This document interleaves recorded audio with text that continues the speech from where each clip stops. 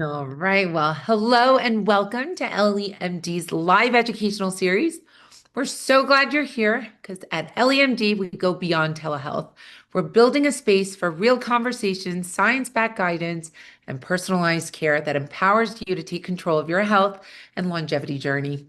Today, we're excited to welcome back Dr. Jason Pensac, a board certified nurse practitioner and chiropractor who blends traditional and integrative medicine to deliver whole person care. Dr. Pencek began his career in nursing and went on to pursue advanced training in chiropractic medicine, peptide therapy, hormone optimization, and longevity treatments. With over a decade of experience and a strong clinical focus on GLP-1 based therapies, his practice is rooted in helping patients improve metabolic health, lose weight sustainably, and live longer, stronger lives. Jason, welcome, welcome, welcome, welcome back. For people who are just tuning in for the first time, do you mind introducing yourself and just tell Sure. us a little about yourself, your background, what led you to become interested in longevity, wellness? Give us Of a course. Yeah, honey, let's see here. So I started years ago figuring out that I was working as a nurse in Western medicine and realized that um, it just didn't work, unfortunately. We weren't seeing improvements in patients. There was just fixing symptoms and nothing actually got better. And I figured there had to be a better way to treat disease and to treat patients in general. So I decided that I should try something different. I found chiropractic medicine and realized quickly adjusting in functional medicine and supplements wasn't going to work for me and realized I needed more. So I went back and got my nurse practitioner degree and got the ability to prescribe and use injectables. And I started using IV therapy at the beginning of my practice and again learned that wasn't enough for me. So I wanted to start something else. Moved into hormone replacement therapy, do a lot of that in practice now. And then we moved into peptides. My friends joke that they wanted to get ripped and really jacked. And I looked up growth hormone and accidentally found CJC 1295 and Nipamorelin. And now we're doing things like Tesamorelin and Nipamorelin, all sorts of fun growth hormones in our practice. And once I found the growth hormone peptides, I fell in love with peptide medicine. What I like about peptides is there are these small molecules, a bunch of amino acids put together as building blocks. Basically, we call them mini proteins for people that are a little confused. And these mini proteins just nudge the system in the right direction. They just move you in a very calm and easy way to the next level. So if you want to improve anything, I always joke there's a peptide for that. It doesn't matter what it is. If you come to me and say this is going on, it's very likely I'll have some sort of peptide solution to treat you. And peptides have become a staple of my practice. I saw a bunch of patients today, and every single one of them was recommended some kind of peptide, with my GLP-1s being probably the number one thing that I use in practice. They work so well for longevity and health and weight loss that I really just can't say enough good things about them. Hmm. Well, we loved your talk last week. It was fantastic. For anyone who missed it, make sure you go back and play the replay about Tesamorelin and Ipamorelin. We're going to get into that. This conversation is really around peptides that pair well with GLPs, or if anyone's on their GLP-1 journey, what other peptides can they use? So we're going to do a deep dive in those types of conversations. But you've had your own phenomenal transformation. I saw the picture. And so you said that you had used some of these growth hormone peptides, and we'll get into all of that. But let's start with GLPs. So, for anyone who's new to GLP-1s on their GLP-1 journey, can you give us a brief overview of what GLP-1s are and how do they work with the body? Yeah, we make GLP-1s naturally. Glucagon, like peptide 1, is made in our pancreas. They mimic a hormone that we naturally make. Every time we eat, we release GLP-1s naturally. They are what help control insulin levels in the body. They work at slowing down digestion, make you feel full longer. They basically help you with cravings. So they do a lot of things. They improve insulin sensitivity. They really help with the glucose spikes post-meal. They help basically improve overall, ability to burn more fat, have fat oxidation. The idea is that we naturally release these GLP-1s on our own. This is a very natural thing that occurs. The only difference between what we naturally make and what we are seeing in pharmaceutical industry now with the semaglutide and tirzepatide is these are longer lasting. GLP-1s in our body naturally last a few minutes, right? So there are products that can increase GLP-1s naturally. Akkermansia is a probiotic that increases GLP-1. There's a product called Curb, which can improve GLP-1 production by 6x, which is great. It's really amazing they do this. Unfortunately, they last minutes, right? So the fact that these last so little means you're taking these things around the clock to get anything close to what a GLP-1 such as semaglutide or tirzepatide can bring to you.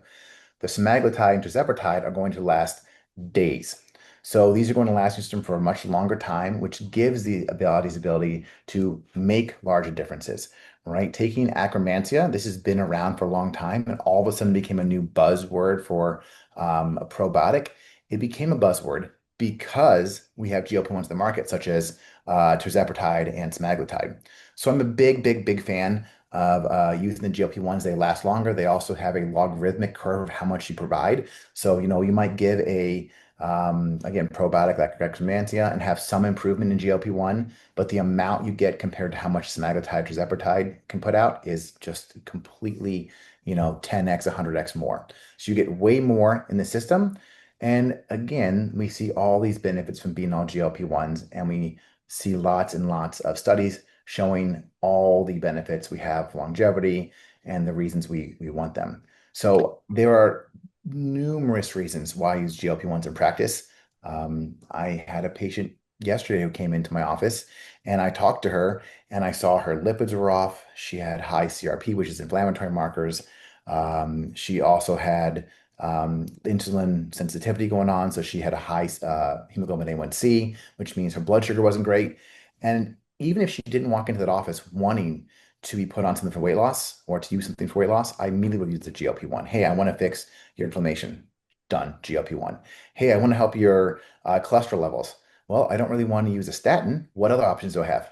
GLP-1, right? So we're seeing these things replace typical drugs that are being used in the industry, um, and they're making better metabolic health, right? The only thing we care about, really, ultimately, I care about is metabolic health. Now, I understand people have to care about the weight. They want to lose weight. Now, I always tell people there's all these amazing benefits, and I've been using GLP-1s for 6 years before semaglutide or tirzepatide were on the market. I used liraglutide. There wasn't that much weight loss, but I still used it because the metabolic effects were so great that I said it doesn't matter if there's weight loss. All these things are great. Now, the bonus of weight loss is why we've gotten millions and millions and millions more people involved because all of a sudden we have something you can lose 15 to 23% of your weight. Well, that's going to get everyone interested. So. Now, there's a lot of companies out there nowadays advertising nature's Ozempic, and there's famous families that have come up with their supplementation. Can you quickly speak? Because I get this message all the time. Does this actually work? Can you mention something about that? Nature's Mm. Ozempic. Is there such a thing besides protein? I mean, yeah, I get that comment all the time. I made a couple videos on this on Instagram. Um, as I said, Akkermansia does increase GLP-1 production. Okay, Sure. so does this product called Curb, which uses not wheat germ. There's something I can't remember the product, what that's actually in it, but Curb also increases GLP-1. Look, this is great. Like I said, it does increase GLP-1. Natural GLP-1 lasts for minutes. Again, minutes. GLP-1s we get from semaglutide and tirzepatide last days. So it's that long-lasting effect that gives the results. Now, could Akkermansia potentially help some inflammation minorly? Maybe a little bit, right? Patients I know have gotten on Akkermansia, Curb, and they do report slightly better results. But the lab data supports semaglutide and tirzepatide. So what I care about is lab data. When you come in with a high, what's called a CRP, which is basically an inflammation marker we see in practice. When this level's high, if I give a GLP-1 to a patient, I see a drop down. I don't see that with an Akkermansia or Curb. So the lab data better supports your semaglutide, tirzepatide over giving the natural ones. And I'm not saying the natural ones won't work. I talked yesterday about butyrate. Butyrate's an actual short chain fatty acid.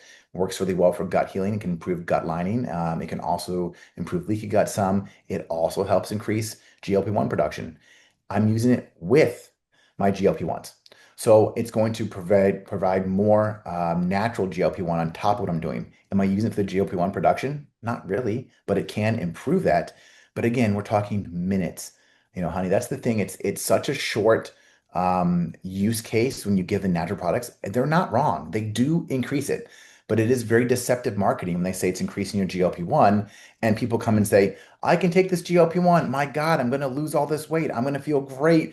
And they get it and they're like, I've been on for 3 months and I can't say anything different. Well, yeah, of course not. It's not as strong. There is a reason why the pharmaceutical industry has taken some things and made drugs out of them. Metformin was a Lilly, I want to say, found in, I can't remember what country it was, France maybe. And metformin was previously a supplement. And then they made a drug out of it. And all of a sudden, the drug works way better than the other product. And I'm sorry, but like, this is where, as much as I hate pharmaceutical industry so much, and I get so frustrated with what they do, but this is one area they did a good job. They knocked it out of the park and actually found something that really does work. And for the first time, found something that actually can help heal patients. This is the problem everyone gets frustrated with the medical industry for. We put on drugs and we don't come off forever. Hey, and it's not fixing. It's the next symptom. What's the next symptom? What's the next symptom? We finally found something such as GLP-1s, which can start healing the underlying issue, which is metabolic disease. 70% in America, people have being overweight. 42% roughly are obese. This is metabolic disease at its finest. So if I can start working with the patient to heal metabolic disease, I always say GLP-1s are your training wheels. They're going to go on to get you to the next step. I don't want you on it forever for weight loss because that's absurd. There's no way it's going to work forever for weight loss. Also, I want to actually heal you. Now, do I recommend low dose GLPs for my patients? I'm on a GLP-1. I take semaglutide. I will take it forever because the long-term data supports it. Am I using it to treat, weight loss for the next, 10 years? No, absolutely not. So we do see an end point when it comes to weight loss. But metabolic health is so important. And as we age, the longevity curve is just straight down, right? And so we want to bring this stuff back up and we want to improve things like insulin sensitivity, cholesterol. I want to improve, the way my brain is functioning. I want to improve inflammation markers. Women out there, once you go through menopause, your inflammatory markers go up. Interleukin 6, interleukin 1 beta, TNF alpha. These are just words for most of you, but they are inflammatory cytokines which raise inflammation in the whole body. This is why you go through menopause and feel like garbage. You lose estrogen. Once you lose estrogen, you're going to start feeling a lot more aches and pains in general. You can get estrogen back, which is great, but the levels we get back still don't get to the point where you were when you were in your 20s and 30s. Now, you can give a GLP-1 on top of this, and all of a sudden these inflammatory markers come right down. And again, you could talk about diet all you want. Take out all the foods that we're eating. Take all the things that we shouldn't be eating. Of course, I think gluten, dairy, eggs, the top three allergens. I do try cutting those out of patients' diet, right? And I am recommending these diet changes for patients. I'm doing food sensitivity if a patient wants it. But ultimately, even after you account for all of these these cytokines are still staying up. So what fixes this? We magically bring in GLP-1s, and GLP-1s can bring these levels down. So I do have a lot of belief in long-term use of these for patients that are just inflamed. Again, my postmenopausal women are some of the best clients to be on this long-term. They see long-term benefits and they feel absolutely wonderful, even with hormones being on board. So we get a lot of questions about safety, that Yeah. you're putting patients at risk and these medications are not safe. Do you mind just touching on safety of these medications and the studies that are out there? Yeah. There are, I want to kind of go through the risk benefits, right? So the benefits of lower risk of cardiovascular disease by 30%. We have a decreased risk of Alzheimer's. We have a decreased risk of Parkinson's. We have a decreased risk of cancer. If I can get you to lose 10 pounds, I have a 10% relative risk reduction of cancer, right? So those simple things right there should be enough to say, yeah, this is pretty impressive. Now, the risks, because we want to do risk reward benefit here. We really understand why we want to be on these long term. There is a slight increased risk of pancreatitis. It is small, I believe like 0.2 to 0.5%. There is a slight increased risk of medical gastroparesis, which is basically where you end up in the hospital because your stomach is slowed down to the point that it doesn't work anymore, right? They might need to do surgery. This is again less than 0.5%. They did a study. Blindness was a thing people were worried about. Hey, I have this blindness. Well, in February, they came out with this massive study, 300,000 people, and they showed there is no increased risk for blindness for being on a GLP-1. So the risk factors of this, oh, and also we should also talk about the thyroid cancer, which we haven't seen thyroid cancer yet in patients. It's another big one. Black box warning, thyroid cancer. In rodents, we see it. Rodents have 3 times the uptake that humans do for the GLP-1s. So we do believe that the rodents are going to have a higher risk of this, and we haven't seen it yet. Look, we've had GLP-1s out since 2007. They've existed for almost 20 years now. We have 18 years of experience, and we haven't seen this increased risk of thyroid cancer either. And Now, it's not just thyroid cancer, it's medullary thyroid thyroid, cancer, yes, which is like exactly. 2% of all thyroid cancers, right? Yes, and we have to also remember all of these conditions we see are seen more in type 2 diabetics. Like this is who's getting this. So we have to also be careful of the population we're working with. These are the population of people that get these things, right? So there is a slight increased risk for patients getting diabetic retinopathy and having worsening vision. Why is that? In any type of improvements in glucose, it doesn't matter if you use metformin, insulin, whatever. Every patient that's diabetic and has diabetic retinopathy, if you fix their blood glucose, you actually can see negative feedback into this diabetic retinopathy. So people get worse vision. So it's not that semaglutide or tirzepatide make this happen. It's the same outcome for anything you do to improve blood sugar in these patients. So I want to tell people over and over again, the risks that you're going to see are small. It is awful. If you get this to happen, it's not great. I think I've had one well, I have. I've had one single patient that's gotten pancreatitis since I started using GLP-1s, thousands of patients now. And the patient's doctor actually called me and said, I don't think it was related to GLP-1 exactly. I think there are other factors involved. So even the doctor, which let me tell you, medical doctors love to throw me under the bus. I mean, love it. Like I'm giving hormones out, I'm giving peptides out. They love to put me under the bus. This is like a great thing. They think I'm just crazy. So for a doctor to say, I don't think it's a GLP-1, this is not your fault. I was like, oh my God, what? Can you say it louder? Someone in the back didn't hear you. Can I record this? He got on the phone and said, I don't think this was related. I think this patient, he has a high, he drinks a lot of alcohol. If you drink a lot of alcohol, pancreatitis is a more risk factor. He had type 2 diabetes. So he had these risk factors to start with, and the guy, the doctor was saying, "Hey, I don't think it's a risk factor for this." Now, can you go back on a GLP-1 if you have pancreatitis? I've had patients have. I had another person I met wasn't my patient, but had a gallbladder attack. I would say likely no. I would probably stay away from it once you've had pancreatitis or you've had a reaction from a GLP-1.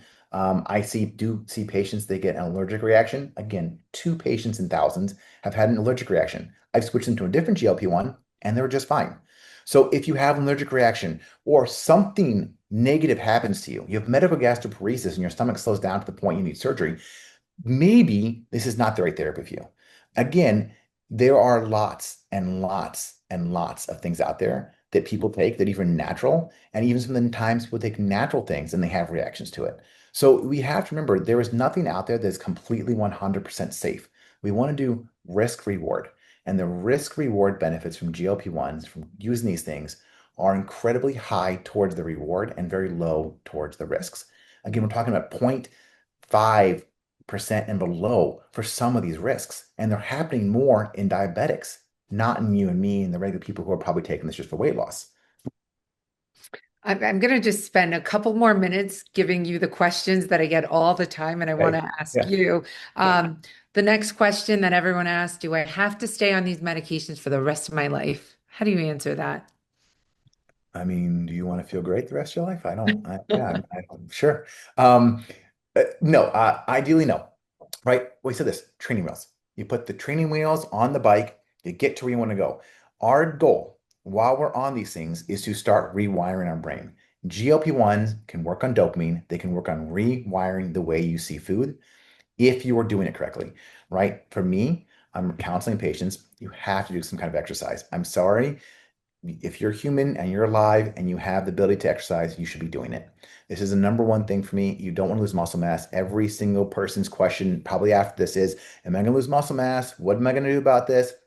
You need to exercise. So if we put a strong foundation in for patients, which is going to be exercise, and for me, it's a higher protein diet. I'm not saying you eat just the mass amounts of protein.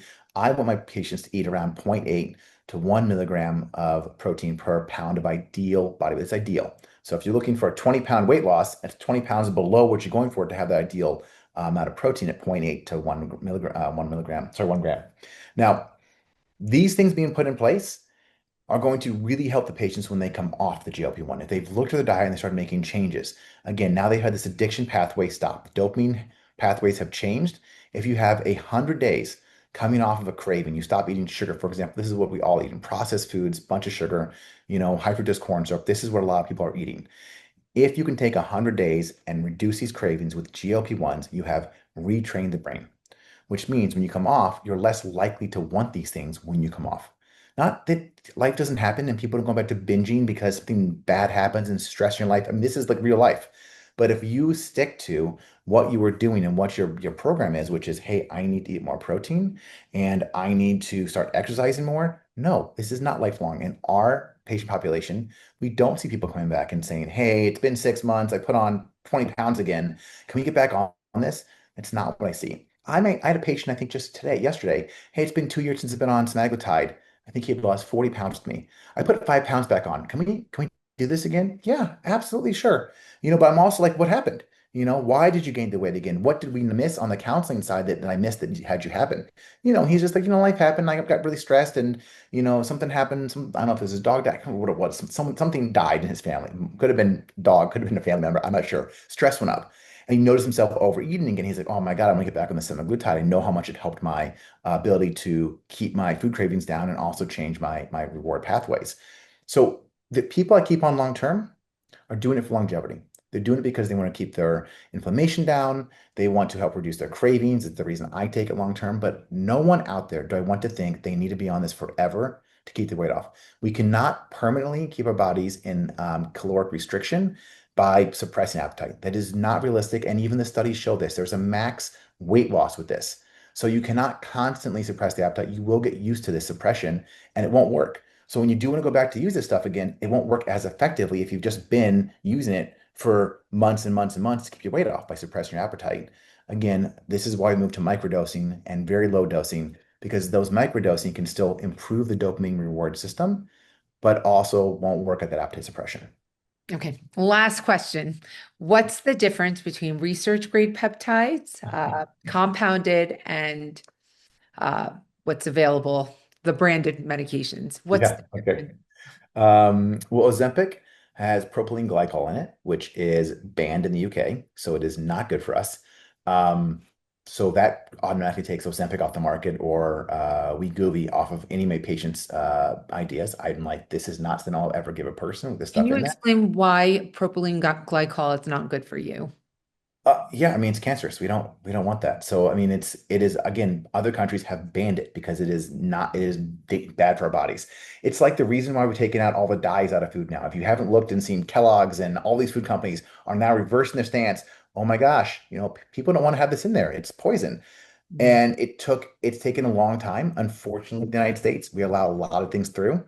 And what is most of the stuff in the medications, they're fillers, they're considered GRAS, which basically just means the company said it's safe, so you can take it. The company said that the company who makes it says it's safe, you can take it. What reason does the company have to say it's safe? Well, they're selling the product. Of course they're going to say it's safe. Oh, we think it's safe. You're totally fine. That's how the FDA has relied on companies, is the companies just say, yeah, we did studies, it's safe, you totally can use it. Unfortunately, companies have an incentive, which is money.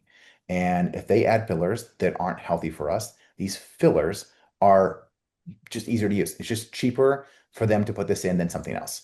So I'm not a fan of Ozempic for the very least for that. I You put your patients on compounded versions, Correct. correct? Yes, I use compounded only. Yes, let me be very clear. Compounded medications are where it's at. These online research companies, what we fear with them is they're not being tested. So most of these things are coming from China. I can't say everything's from China, but a lot of these things are coming from China, These and are they're research grade you're research talking grade, about. correct. Research grade, correct. Research grade peptides are coming from China. They are not tested. The lab might be say they're tested, right? Again, this is the thing. The lab is self-testing. Well, in fact, I just talked to a guy who owned a peptide lab in the United States, and he told me when before he started this company, he made an actual full lab. He actually had a couple of the Eli Lilly, not Eli Lilly, he had the Novo Nordisk peptide synthesizers. He actually bought them at auction. So he was making his own semaglutide on the synthesizers, which I thought was pretty ironic. He tested a lot of the product. that he was getting from China. He said 70% of the batches he was getting weren't what they say they were. We also look for bacteria. So there's bacteria that's not being tested for. Also, thing we have in there is called lipopolysaccharides or LPS, endotoxins. These are dangerous. They increase the risk of Alzheimer's. They can make you really sick. We do not like LPS. It is very, very, very bad. It's not being washed out and cleaned for most of these peptide companies that are selling from overseas. So, and even peptide companies that are in the United States, this guy, he did his due diligence when he started this lab. He tested the top 10 vendors in the United States, and he said only one of them passed the testing requirements. So now you have one company out of God knows how many in this. And he didn't tell me which one it was. I can't even come back and report who it was that was making this stuff in like a way that might be safe. So this is Russian roulette, and you just want to take that and spin that wheel and see what happens. By all means, I tell patients all the time, you want to spin the wheel and find out. I used to be on the Reddit forums. I used to be down the deep hole of Reddit and write and respond back to these people. And I go on every so often to see peptides. And people will show these bottles. Hey, what's this little black thing floating around a bottle? What is this? Why is this cloudy? Why does this not look good? This happens regularly. I've also had patients who have gone online, bought the stuff, and did not get it sent to them. So when you work with a compounding pharmacy, um, if something happens to the product, for example, the batch is bad. I had this happen to a pharmacy about a year and a half ago. They were ordering from a supplier. They started sending this stuff out before they had got their testing complete. They'd sent everything testing, hadn't gotten back yet. And they've been using this company for a while. So they again had assumed the company was safe, it was effective. And they get back that the product has high levels of LPS, like 4 times what the company had reported. So it's unsafe. So all of a sudden, what the company does is recall everything. Recall all the product, let the patients know this is unsafe and to get it back. Now, again, it got through the door, don't get me wrong, but they had an entire batch they hadn't sent out still. They had a lot of product sitting there left over. So they alerted the patients and said, do not use this product. It's unsafe. Send it all back. And I did have a few patients who used it. They got hives at the spot. They were like, this doesn't work like it's supposed to. I mean, they had just sent the product out. So we're talking within 3 days of having this product sent out. So it's very quick on the spot to get it back. So when you work with the compounding pharmacy, if something happens, they're liable. You can call them, you can talk to them. When you work with a research company, everyone that got that product, too bad, good luck. Hope it goes well. You get really sick, something bad happens. Who cares? We aren't doing anything about it. I had another guy that told me he had gotten this was a while ago, a year, 2 years ago. The person had received semaglutide from some Chinese site, but it was supposed to be tirzepatide and was all labeled as tirzepatide. So if anyone out there has tried semaglutide or tried tirzepatide, the dosages is different, and also the reactions you get are quite different. So this guy started sending all this product out. Had no clue till patients are getting really, really, really sick from taking what they thought was tirzepatide at higher dosages, not realizing it was semaglutide, and all of a sudden well, who's responsible? No one. No one takes responsibility. Did he call the patients to let them know? No, he just did nothing. So the only people could find out is that they'd researched this on Reddit to find out what happened to this. Because what happened is some customers got it and then sent it to the lab to get tested and they're like, oh no, this is a different product. So we see that happening too. So I do tell people compounded is the safest way to go outside of, whenever you can get pharmaceutical, which again, propylene glycol is a problem for me. Again, it's also way more expensive to get it from, the manufacturer. So I do recommend compounded. I think it's very safe. Depending on the pharmacies that you work with, they have great products. There's great testing in there. All these companies are inspected by the FDA. There's a lot of, information that has to go through. So like you can't get a safer product. Research grade, again, there's a lot of people doing this now. It's cheap, which is why people go to it. I get it. Like the expense of being compounded and having someone to work with, it is a fee. But I want to warn people, would you rather have safety? You're already worried about GLP-1s in general. Like people are already scared of this stuff. And you want to take an even bigger safety risk and get something that could cause a problem. Now, maybe if you got something happened to you, an adverse reaction, you wouldn't know. Is it because I took this peptide specifically? Am I allergic to it? Something happened to me? Or did I get it from a research company and this research company did not do the due diligence and it's not the product I thought it was, or it had bacteria in it, or God knows what else. So I am a very big believer of compounding pharmacies all the time. And not only that, I have a buddy that started this company called Synergistic where they do free third-party testing of different research-grade peptides. He started this just for patient safety, actually. And he was saying, besides sterility and all these things, first of all, when they give an A to a a research grade peptide site. He's like, that's the equivalent of a D actually. But he's like, if we give everyone a D and an F, then we would never have A's. So it's really bad. But he was also saying another problem is when you test the same concentration, you get inconsistencies by a lot. The variance is very, very high. So this one's like 3 milligrams, this one's 8, this one. So as a patient, you really never know how to dose yourself Yeah. properly. So there's a lot of issues. Thank you for touching on that because this is a question we get all the time. And there's a lot of patients that jeopardize and risk their own safety and health to for a cheaper peptide. And I get it, just like you said. I get it's cheaper, right? You and Right. I understand it. Health in this way, in this life right now is not, it's expensive. And I want to liken everyone to understand the way insurance works. Insurance is exactly like car insurance. Car insurance is not going to cover your brake pads or your windshield wipers. But let me tell you, if you're in a rainstorm and those things fail on you and you didn't replace them and you get in a car accident, now insurance kicks in. Great. You're about to die. You had a car accident. Everything's covered now. Don't worry, guys. You are safe because your insurance kicked in. But they're not going to cover the things that prevent you from getting there. Insurance is not covering what prevents you from actually having disease. We call primary care physicians because they're preventing disease. Maybe a little bit. Blood pressure meds and things can help a little bit. But a lot of these things we do for patients right now that we're seeing using the GLP-1s, a lot of people aren't getting insurance to cover using it for metabolic disease. Unless you have type 2 diabetes or you have obesity going on, you're not getting it. But there's a whole group of people that are below this level that aren't qualifying for these things, or they have these things and they still don't qualify. And God love how many people get so frustrated with insurance companies because, like, I know this will help me. I've had type 2 diabetics come in, like, I know this will help, but my insurance will not cover it. I'm really sorry. That sucks ultimately. I feel bad. And so I get it, it becomes expensive. And they're like, this should be covered. I'm like, yeah, I agree. Just like, insurance companies for your car should cover your brakes and windshield wipers because they don't want you to get in an accident because it's a lot more expensive for them. But unfortunately, that's not how insurance works. So it's very similar to how your car insurance works. It does get expensive. I understand. But healthcare, when you want to feel better in the health industry, it costs some money. And that's just ultimately how it works. Even when we do hormones with patients, the ranges of hormones are very, very, like 95% of people fit in this hormone range, and only 2.5% of the top and bottom cut out. That doesn't mean 95% of people feel good. That just means you're in the range and you're not going to get treated. So you can feel like crap and be inside this hormone range and still need to be put on some kind of hormone therapy. It's the same way with blood sugar. Your blood sugar gets to 5.9 hemoglobin A1C and you're on pre-diabetes. They're going to wait till you get diabetes before they say, yeah, we're going to cover that now. They're going to wait till it actually happens. Why not now? Why not stop it before it gets there? Like it's just a little irritating. Well, I guess with your health, you either pay now or later, and Exactly. you don't want it to be later because that one's going to be a hard fix. So it's better to pay for maintenance while you're not there yet. So Yeah. let's shift gears and start talking about other peptides that pair really, really well with Yep. GLP-1s. What do you like to recommend to your patients?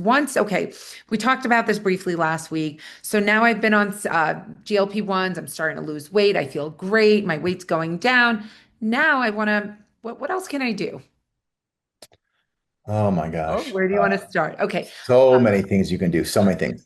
I know EllieMD just brought in Tesamorelin and Ipamorelin. So I mean, I know this is a great product. For everyone out there that's worried about the muscle mass loss or has been on GLP-1 and felt they lost the muscle, I can't I cannot say enough. Tesamorelin and Ipamorelin can bring that back. It can help hold muscle mass while you go down. It's a growth hormone releasing hormone and growth hormone releasing peptide. Let's just start there. These are things. Growth hormone goes down as we age. By the time you hit 60, you're at 10% of the growth hormone you were making at puberty. So in your 30s, you start losing 15% a decade and it just goes down. The only thing you can do is help improve these levels by either giving growth hormone back, which I don't like to do, or giving the growth hormone releasing hormone and growth hormone releasing peptide to signal your body to make more, right? Most of us would rather give the signaling thing to make more of it. It's a lot safer. You can use it long term. You can be on this stuff long term than giving just growth hormone. So when we improve growth hormone, we're going to basically improve all the things growth hormone does. What does growth hormone do? Increase muscle mass, increase fat loss, increase brain function. It's going to work on improving sexual function, immune function gets better, repair gets better, skin, hair, nails gets better, sleep. The biggest thing is sleep. Everyone comes back saying, I'm sleeping better. This is really great. Now, again, I'm focusing on the fat loss and muscle gain because this is something we're pairing with GLP-1s. We're already talking about GLP-1s. This is a great addition to your GLP-1. It is going to really help hold that muscle mass. So for anyone that is worried, I'm losing muscle mass, what can I do? Tesamorelin, ipamorelin. The other option is Synergistic. So we have Synergistic, we have Tesamorelin, ipamorelin. Tesamorelin, ipamorelin is the big dog in the room. It is the best of the best. It's top tier. Synergistic still does something. Don't get me wrong. You can put them on Synergistic. We do have patients on that, on the GLP-1s. It does preserve muscle mass better than doing nothing. So my goal of any patient on a GLP-1 is preserve as much muscle mass as possible, burn as much fat. And by pairing that with something like a GHRH or GHRP, like Sermorelin or Tesamorelin, ipamorelin, I'm able to do that for patients. And then also, who doesn't want to just feel better overall, right? When you improve growth hormone, everyone, when you starts getting older, if you get into your 40s and 50s, you see sleep goes down. Sleep is like one of the biggest things. You see deep sleep going down. You're not waking up rested anymore. It's because sleep quality changes. And growth hormone goes down, and then sleep quality gets worse. So we can give growth hormone back, and we can improve sleep in patients. So now you have a better job losing weight because your sleep is better. If you aren't sleeping, you start having cortisol rises. What does cortisol do? Abdominal belly fat. So we start to have this belly fat go up. It's not going away because you're not sleeping well. So again, tesamorelin, ipamorelin, sermorelin can improve that. Tesamorelin is also the best at reducing visceral adipose tissue. So again, we're losing visceral adipose tissue. It's going to go down, and we do that as well with GLP-1s. They bring visceral adipose tissue down. Can do about 20% reduction of VAT, which is visceral adipose tissue. That's going to also help reduce your risk of any kind of diabetes, any kind of heart disease. Visceral adipose tissue is the fat around all of your organs.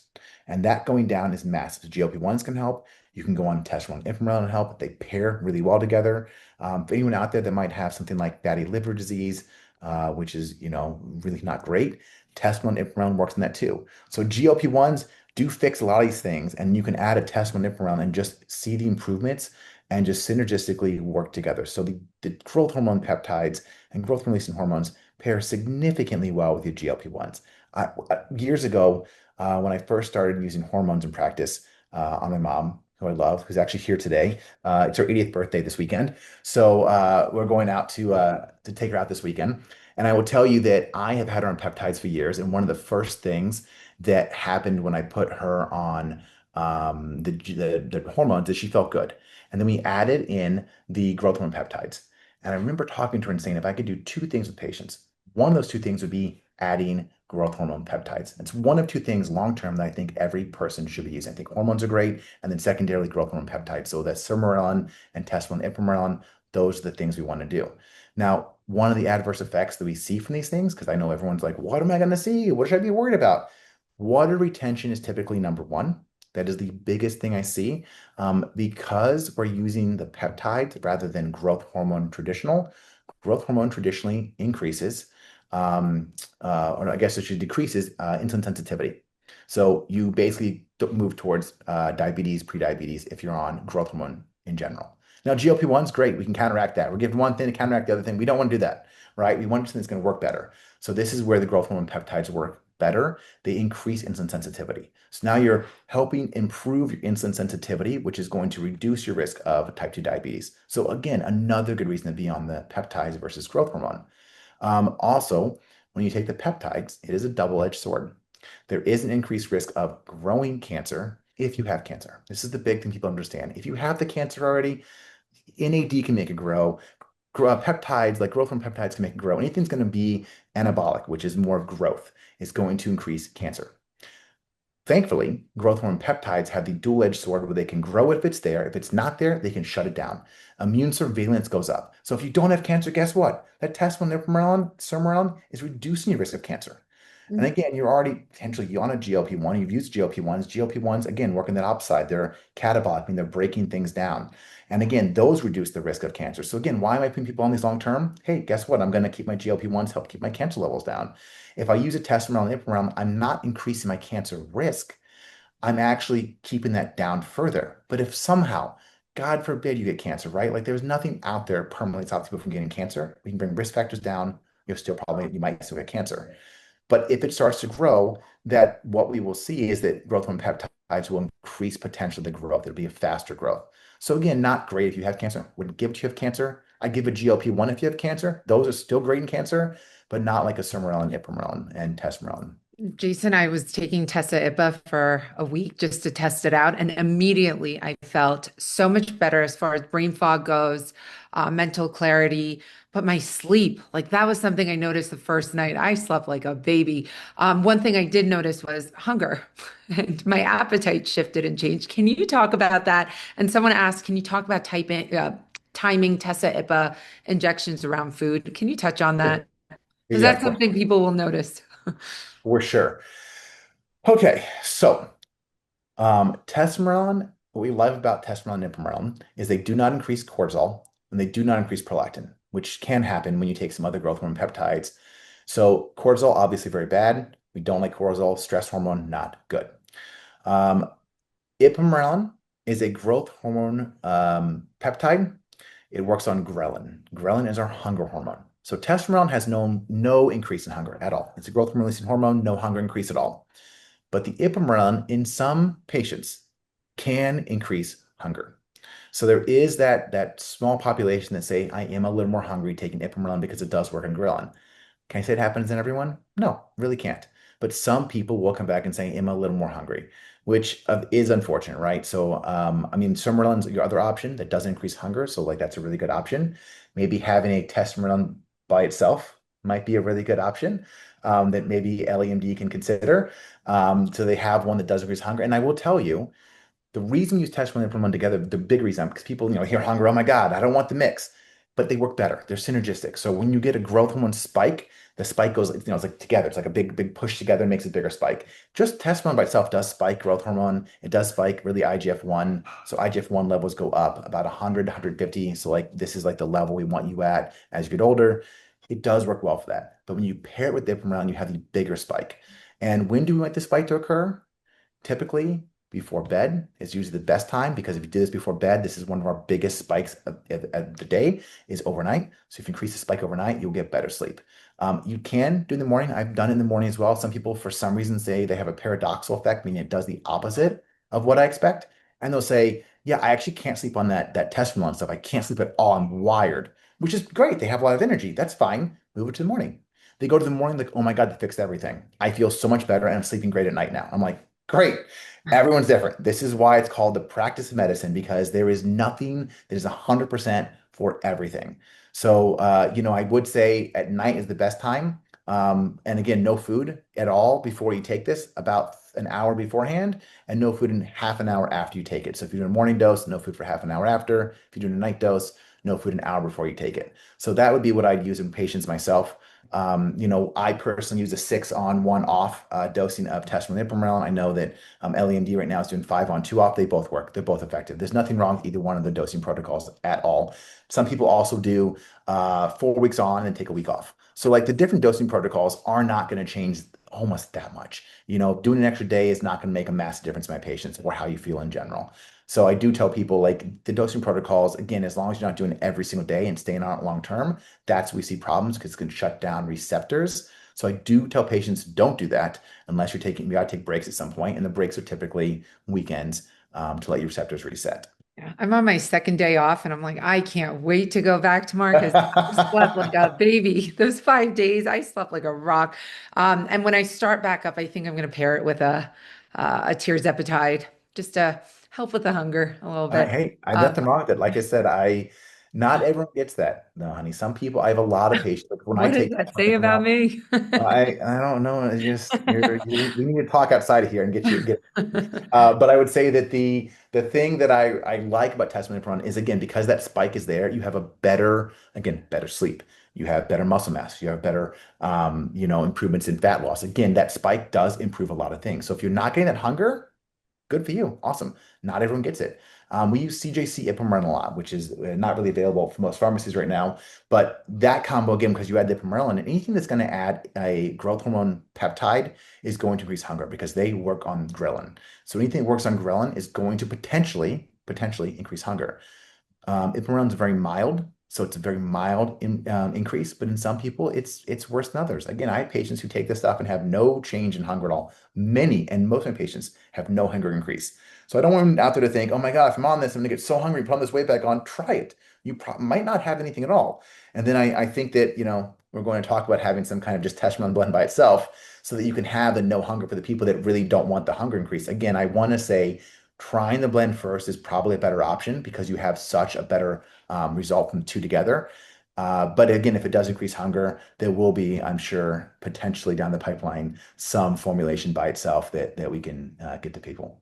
Amazing. We have 10 minutes left. I want to touch on NAD because Okay. NAD is another great one that pairs well with GLP. So, can you talk to us? What is NAD? What does it do? How can it help us? And why does it pair so well with GLPs?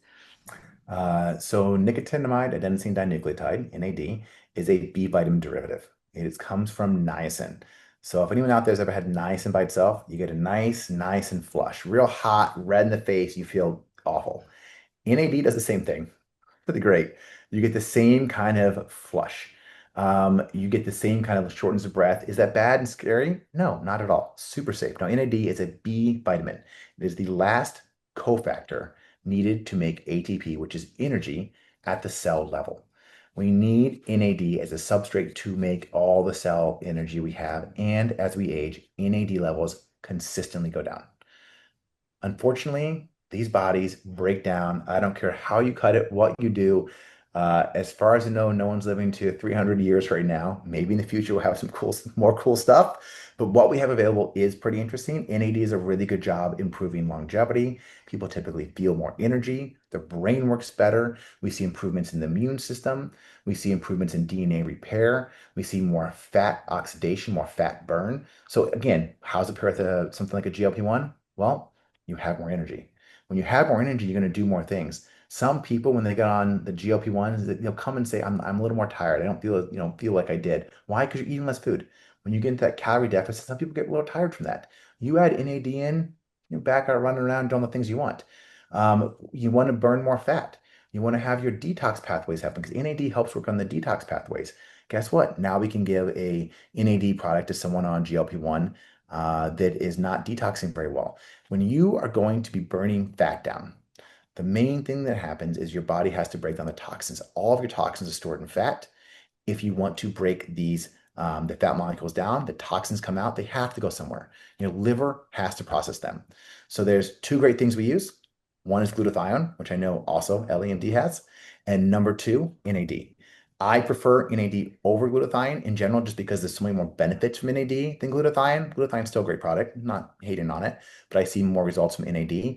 I put patients on NAD, they get stuck at a weight loss plateau, and all of a sudden the weight just drops back down. Mm. So I can't say enough good stuff. Really, energy, brain fog. We see improvements in mood, improvements in neurotransmitters, serotonin. So NAD has a massive amount of things. It also brings inflammation down. You pair with the GLP-1, inflammation comes down even further. So now we're working on the inflammation side. We're working on that fat burn side. We're working on energy. So all of these things pair, right? And if anyone had a limited budget, I start pairing these things left and right. Because when you say these things, everyone's like, I want all of these things at once. And you look at this stuff and you're saying, well, what is it? What should I be doing these things? I love telling people NAD is great. I think NAD is one of the best things. Sub-Q NAD is phenomenal. There are oral products. There is oral NAD. It's about 20% effective. Don't want something that only works 20% of the time. I have to take a lot of it to get to where I want to be. There's NMN, which is nicotinamide mononucleotide, and nicotinamide riboside. These are both oral products. They're precursors. They will raise your levels of NAD. Unfortunately, they don't work as well. When you've taken NAD, if anyone out there has tried NAD sub-Q injections, there is a giant energy bump. I can tell you now, I've had patients on NMN, NR, and NAD oral, and they have not seen that much benefit yet. That doesn't mean it's not doing something. It makes maybe makes your skin, hair, nails grow. That's something NAD can do. People talk about that. So it is good for collagen. But that also happens when you take the NAD injections. And the NAD injections are the creme de la creme. I think it's the top of the top of the way to get NAD. I think the IVs are worthless. I had a patient yesterday I was talking to. He has 1,000 employees. He has a giant company. Does this guy have hours to sit with an IV? No, he does not. He's not going to sit for 4 hours to get an IV. That's a typically like at least twice a month IV. He wants something he can do on the go. And what's so great about peptide medicine and all the things that you're providing that are offered is these things can be done at home. You don't have to walk into a clinic. You don't have to sit there and deal with, just driving there, getting and doing the stuff. You can do this all at home, which is why NAD for me is one of the top things I can use in practice. I can get energy, I can help with repair, I can help with immune system, I can help with mood. I mean, with detox pathways, it is just like thing after thing after thing NAD can be used for, and it is constantly going down. How long do I use it for? How long do you think you're going to live? I mean, how long do you want to take it for? Is it going to cause cancer? No. Will it grow cancer? Yes. Just like I said, with the growth hormone releasing hormones, growth hormone releasing peptides. If you don't have cancer, it works the immune system. It improves immune surveillance. So it will stop cancer from growing potentially if it's already growing.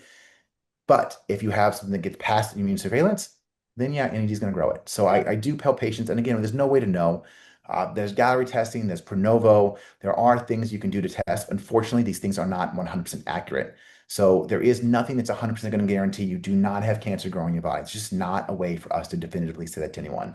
Lab work is a great way to look at. You can start with lab work, but even with lab work, not everything's caught.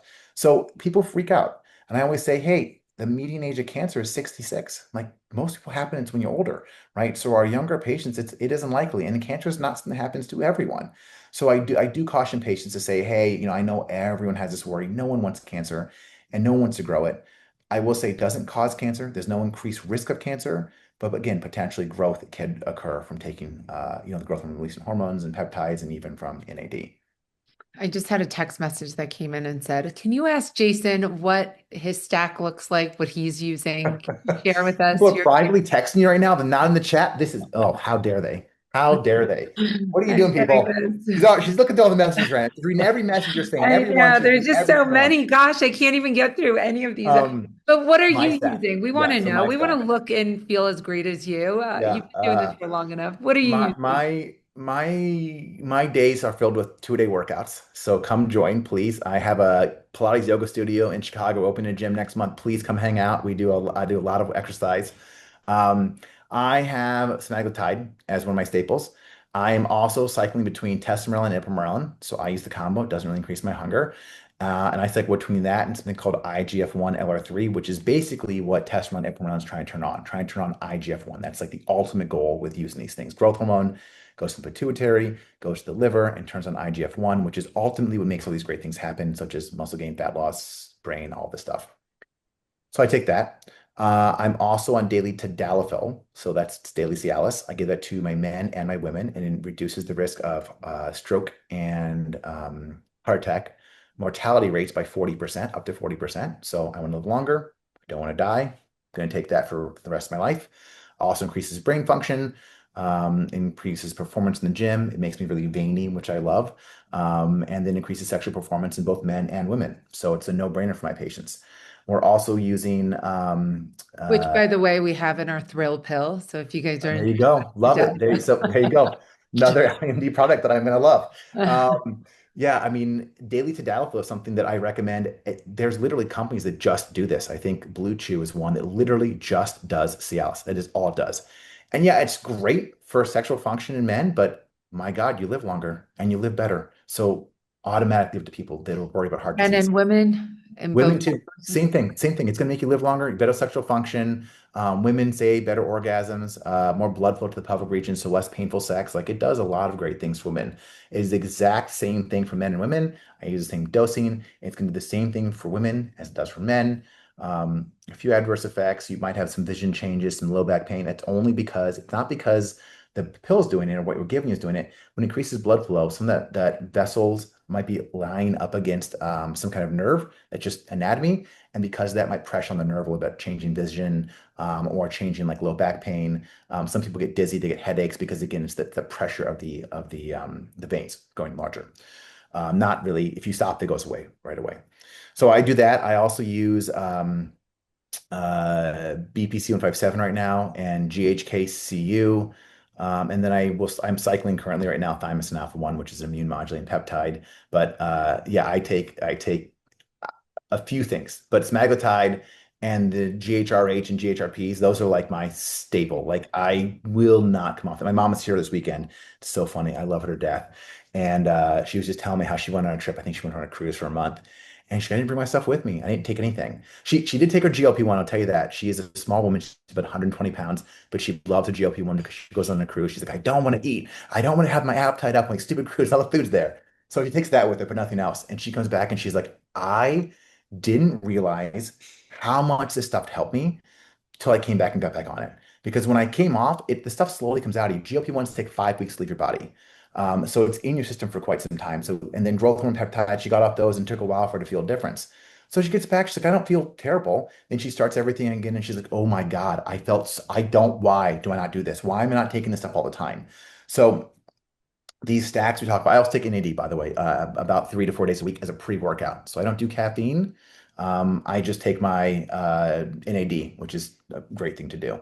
And sometimes I take Why do you nothing. take BPC and GHK? Sorry, can you just quickly? Oh yeah, BPC is going to repair all my repair stuff. So and I mean, again, working out twice a day.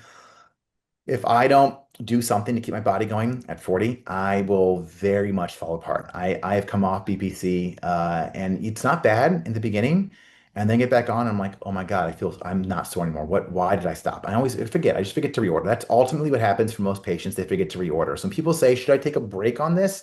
Most people in general accidentally take breaks by just not ordering in time. That is ultimate happens to most people. So I'm like, yeah, should take a break, but most of you forget to order anyway. So your break is like a week for being off. Who cares?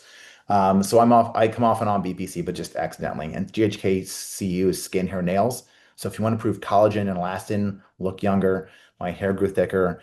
It looks a lot better than it did, probably 5, 10 years ago. Skin is a lot better improved. I gotta say, GHKC is one of my favorites. So I do think that's a great product. And my women love GHKCU. They just absolutely say my skin, hair, nails is so much better than it was. I just love this stuff.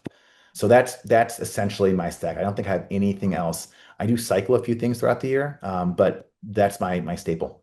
Oh, I love it. Thank you. And we offer most of it. So Good, good. I hope Maybe you get were the rest of it taking at some them. point. We probably, yes, we will. We'll bring the rest. But thank you so much. Where can we find you? I would love everyone to follow you on Instagram because you have the best videos and they're just broken down in layman's terms that people can Yeah. understand and share. So can you share with us where we can find you? And I hope you can come back Of again. course, of course. Well, I'm going to come back next week, I believe. I think next Wednesday I'm scheduled to talk to you We got again. to get you So on payroll I at will this be back here. point. Dr. Dr. Perry Jason Dr. Perry Jason Pensick is my Instagram. Dr. Thirst Trap is my TikTok, which I don't use, so don't worry about that. And I am speaking next month in Cancun at a stem cell conference. I think I have like 3 or 4 hours they gave me in Cancun to talk about whatever I want, just peptides basically. So I can rant for hours, which is so exciting. An hour is not enough. Oh, Dr. Jason, thank you so, so much. Someone wrote this was the best call yet. One of the best calls yet. Thank you, Dr. Pensek. Thank you again. Thank you, all of you, for tuning in tonight and Brenda, educating you posted my TikTok. Thank you, Brenda. I really appreciate that. Dr. Appreciate you. Thirst Trap. Make your day. Well, thank you again. I know you're going to join us again next week. I love I this. am. We're I'm getting actually heading to Michael Jordan's house right now. There's a party I got invited to, so I'll be heading there for the next couple hours. oh, So I'm gee, super excited. I how had a do great we time get for that this though. invite? You're welcome to come join. How many hours before you get here, honey? No, I can't. But next time I'll Next come time. hang out Next with you, time. Michael Jordan. Well, thank you so, so much for joining us. Dr. Jason, thank you for taking time out of your busy day to educate our community. And thank you, all of you, for tuning in and learning more. We're going to have this on YouTube and all different formats. Brenda's going to put it out. So if you missed it, if you're potential, anyone else in your family or circle needs to hear this, please share this with them. Thank you again. Have a wonderful night, everyone. We'll see you next week. Thank you. Mwah. Good night. Bye.